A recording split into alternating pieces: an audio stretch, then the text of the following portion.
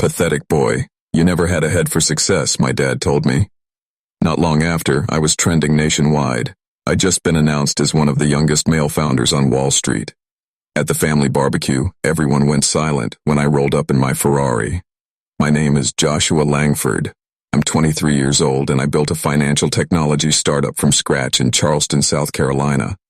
Where I'm from, success means calloused hands and a sunburned neck. My father, Nathan, ran a landscaping business for 30 years and measured a man's worth by physical labor. When I chose finance over following him into the family business, the disappointment in his eyes cut deeper than any shovel could dig. For 3 years, I'd been working on an algorithm that could predict market trends better than the big firms. Nights, weekends, holidays, all spent hunched over my laptop while my friends were out living their lives. My dad would walk past my room, shake his head, and mutter something about boys playing with computers. Each time I'd work another hour just to prove him wrong. Last month, I overheard him talking to my uncle at our family dinner. "Joshua will be back mowing lawns by summer," he said, laughing. That boy couldn't sell water in a desert. I didn't say anything. Just ate my dinner, helped clean up, and drove back to my apartment to finalize the biggest deal of my life. I grew up watching my father build his landscaping company from a single truck to a fleet of 20. Every summer from age 12, I worked for him, cutting grass, planting trees, hauling mulch under the Carolina sun. He taught me the value of hard work, but somewhere along the way, he confused hard work with hard labor. When I got accepted to University of South Carolina's business program, he barely acknowledged it. "College boys think they know everything until they meet the real world," he said, handing me a $20 bean, bill for the road. That was his version of a send-off. My mother, Denise, was different. She slipped me $500 she'd saved from her teaching salary and whispered, "Go make something of yourself that makes you happy." She never said it in front of my dad. During sophomore year, I developed an algorithm that caught the attention of one of my professors. "This could revolutionize how regular people invest," he told me. I dropped out the next semester to focus on building it into something real. When I called home to explain, my mother cried. My father hung up. For the next 2 years, I lived off ramen and worked out of a tiny apartment with 2 roommates. One venture capitalist after another turned me down. Too young, they said. Not enough experience. Each rejection email I'd print out and tape to my wall, not as motivation, as a reminder of who didn't believe in me. Thomas Blake, my roommate from freshman year, stuck by me. He'd bring me food when I forgot to eat, proofread my pitches, and never once questioned whether I'd make it. "You're the smartest person I know," he'd say. "Just don't forget us little people when you're rich." Meanwhile, my father's comments grew sharper. At Thanksgiving, he introduced me to his clients as my son, who's still figuring things out. At Christmas, he suggested I apply for a manager position at his company since that computer thing isn't working out. I noticed how he'd suddenly change the subject whenever I tried to explain my work. How he'd interrupt me mid-sentence to point out a neighbor's nicely manicured lawn. How he never once asked to see what I was building. On my 23rd birthday, I got an email from Blackwater Capital, one of the largest hedge funds on the East Coast. They wanted to license my technology exclusively for $14 million. I read the email 17 times standing in my kitchen, coffee growing cold in my hand. I called Thomas first. He screamed so loud I had to hold the phone away from my ear. Then I called my mother. She cried again, but different tears this time. I didn't call my father. 3 days later, I signed the contracts in New York. The Blackwater executives took me to dinner at a restaurant where the menu had no prices. The CEO, a woman named Patricia Donovan, raised her glass. "To the future of finance," she said. Everyone clinked glasses. I smiled, but all I could think about was my father's voice. "Pathetic boy. You never had a head for success." That night in my hotel room, I got a text from my cousin Evan, the only person in my family who ever showed interest in what I was building. "Just saw the Wall Street Journal article. Holy Josh, you're famous." I opened my laptop. There it was. My face, my company, my story splashed across financial news sites. 23-year-old dropout lands 8-figure deal with Wall Street giant. The article mentioned my age 3 times as if it were the most remarkable thing about me. I closed the laptop and stared out at the New York skyline. I wasn't angry anymore. I wasn't hurt. I just felt clear, like fog lifting off the harbor back home. I knew exactly what I needed to do. The next morning, I walked into a Ferrari dealership wearing jeans and a t-shirt. The salesman ignored me until I mentioned the price range I was considering. 2 hours later, I drove out in a red Ferrari Roma. Not because I particularly wanted one, but because I needed a message that couldn't be misinterpreted. I didn't call ahead before driving home to Charleston. I knew my father's annual Memorial Day barbecue would be happening, the one where he invited all his clients, employees, and extended family to show off his success. I timed my arrival for exactly 2 o'clock when everyone would be gathered in the backyard. As I pulled into the driveway, the rumble of the engine drew eyes before the car was even visible. I parked next to my father's pickup truck, the one he'd always been so proud of, and took a deep breath. This wasn't about revenge. This was about finally being seen. I stepped into the backyard carrying nothing but my car keys. The conversation stopped like someone had hit a pause button. My mother's hand flew to her mouth. My father stood at the grill, spatula in mid-flip. "Sorry, I'm late," I said, walking toward him.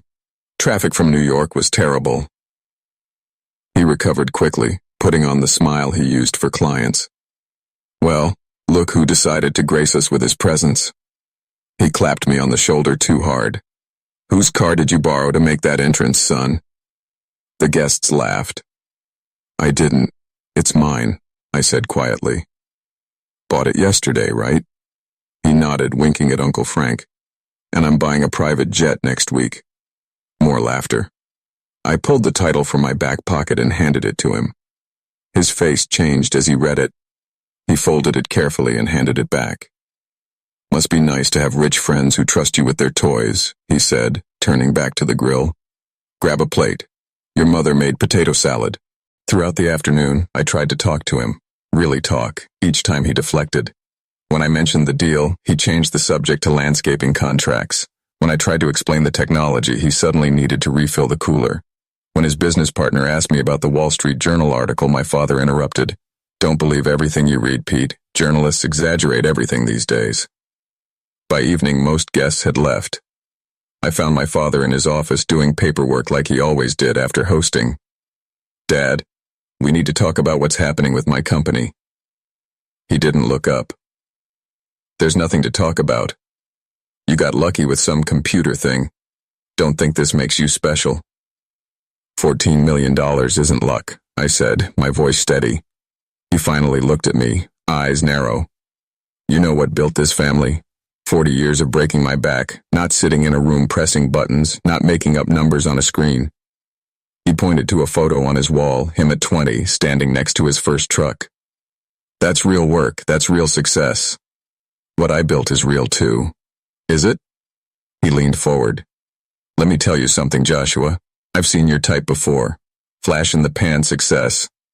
You'll blow through that money in a year and those Wall Street sharks will spit you out when they're done with you. And then where will you be?" I didn't answer. "You'll be right back here," he continued, "begging for a job, and I'll have to explain to everyone why my son couldn't hack it in the real world." I left his office without another word. In the kitchen, my mother was washing dishes. She turned, drying her hands. "He's proud of you," she said softly. "He just doesn't know how to show it." I shook my head. "No, Mom, he's not proud. He's threatened." The next morning, I got a call from my cousin Evan. "Uncle Nathan's telling everyone your deal fell through and you lied about everything. He said you rented that car to show off."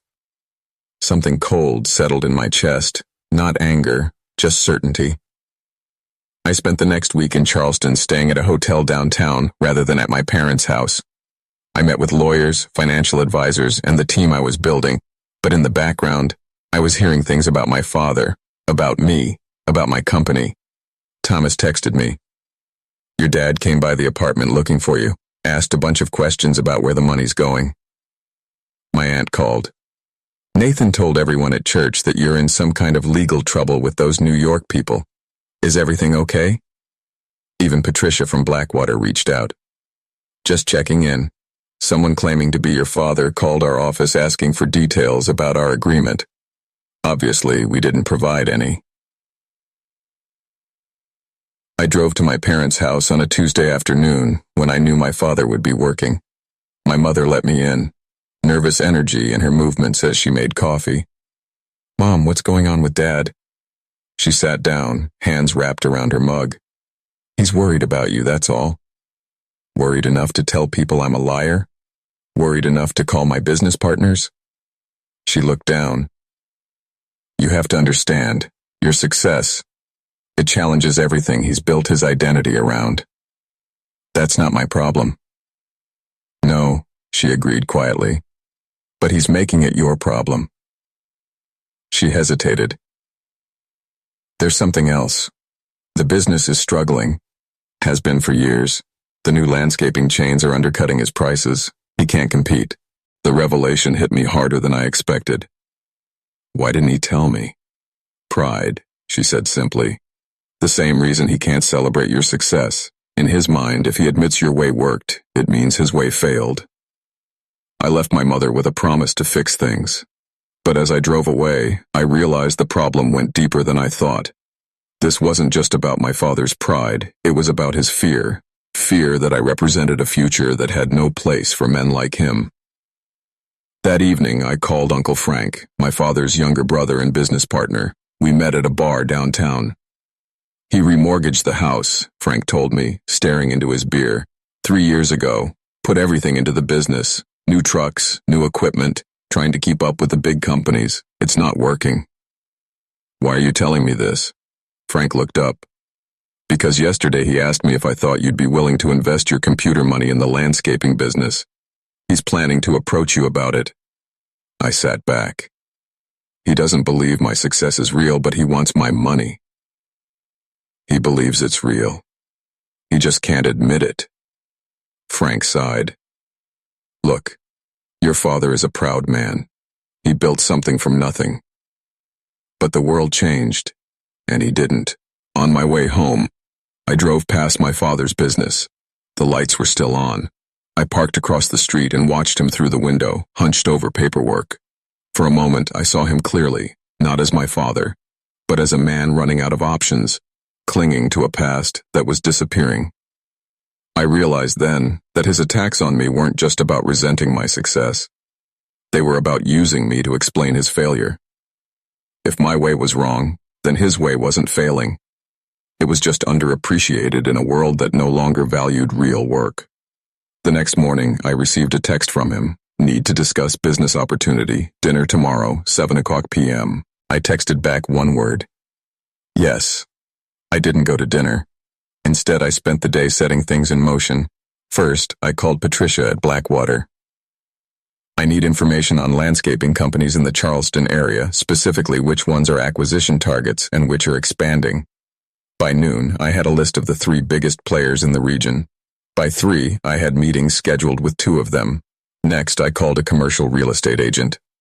"I'm looking for properties suitable for a tech incubator, preferably in Charleston's old industrial district." The following morning, I met with Greenscape Enterprises, the largest landscaping company in the state. The owner, Harold Jenkins, was expanding aggressively. "We've had our eye on Langford Landscaping for a while," he admitted after I explained my interest. "Prime service area, loyal customer base, but Nathan won't even take my calls." "What if I could change that?" I asked. By evening, I had an offer in writing. Greenscape would buy my father's company for $1.2 million, twice what it was currently worth on paper, with a 5-year employment contract for my father as a regional manager. His employees would all keep their jobs with improved benefits. I also had a lease signed on a 15,000 square foot warehouse space that I was converting into the headquarters for my new company. I was bringing my operation back to Charleston. The final piece came together when I hired Evan, who had just graduated with a business degree, as my chief operating officer. "Are you serious?" he asked when I made the offer. "I've never run anything." "Neither had I told him. "But you believe in what we're building. That's what matters."